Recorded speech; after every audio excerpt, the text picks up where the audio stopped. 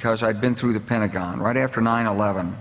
About 10 days after 9/11, I went through the Pentagon and I saw Secretary Rumsfeld and Deputy Secretary Wolfowitz. I went downstairs just to say hello to some of the people on the Joint Staff who used to work for me, and one of the generals called me and he said, "Sir, you got to come in. You got to come in and talk to me a second." I said, "Well, you're too busy." He said, "No." He says, "We've made the decision. We're going to war with Iraq." This was on or about the 20th of September. I said, "We're going to war with Iraq. Why?" He said, "I don't know." He said, "I guess they don't know what else to do."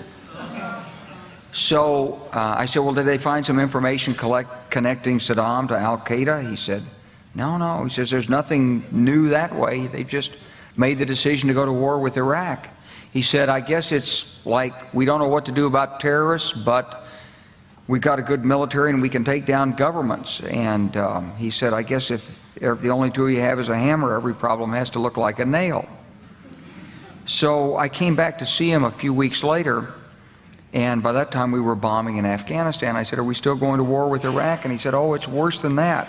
He said, he reached over on his desk, he picked up a piece of paper, and he said, I just got this down from upstairs," meaning the Secretary of Defense's office today, and he said, "This is a memo that describes how we're going to take out 7 countries in 5 years, starting with Iraq and then Syria, Lebanon, Libya, Somalia, Sudan, and finishing off Iran."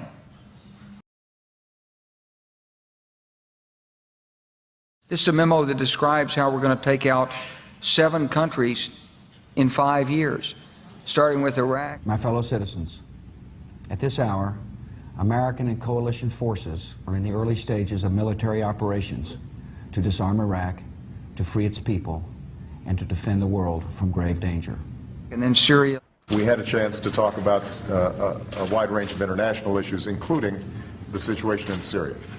And I have to say that all of us who've been seeing the terrible pictures coming out of Syria and Homs recently recognize it is absolutely imperative for the international community to rally and send a clear message to President Assad that it is time for a transition, it is time for that regime to move on, and it is time to stop the killing of Syrian citizens by their own government. Lebanon. They both had different reasons, the State Department and the White House, for wanting Israel to do it, encouraging them to do it, supporting them. Our Air Force worked very closely with the Israeli Air Force for months before this, not necessarily with a deadline, knowing when it would happen. It was always going to be whenever there was an incident, they would take advantage of an incident. The word I used was fortunate timing. When Hezbollah grabbed some of the Israeli soldiers in early July, that was then a pretext, I think that's the only word, for a major offensive that had been in the works a long time. Libya. Today we can definitively say that the Gaddafi regime has come to an end. The last major regime strongholds have fallen.